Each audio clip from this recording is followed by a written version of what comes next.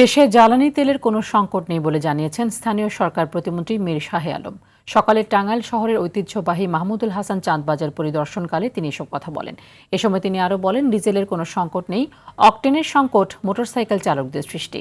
তারা দিনে ২-৩ বার তেল নিয়ে বাসায় মজুত করছে, তাই আতঙ্কিত হওয়ার কিছু নেই, কারণ তেলের সাপ্লাই চেইন ঠিক আছে। মৎস্য ও প্রাণী সম্পদ প্রতিমন্ত্রী সুলতান সালাউদ্দিন টুকু, সংসদ সদস্য আব্দুস সালাম পিন্টু এ সময় উপস্থিত ছিলেন।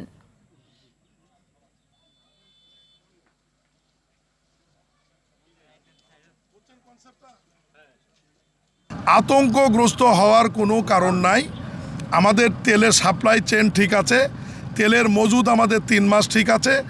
এরপরেও সরকার রিস্ক নিচ্ছে না, কারণ যুদ্ধ যদি দীর্ঘমেয়াদী হয় সারা পৃথিবীর সাথে আমাদেরও এটার প্রভাব পড়তে পারে।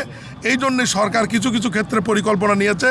আপনাদেরকে এই বিষয়গুলোকে, জনসাধারণকে আমাদেরকে সাহায্য করার জন্য আমি সরকারের পক্ষ থেকে বিনীত অনুরোধ করছি।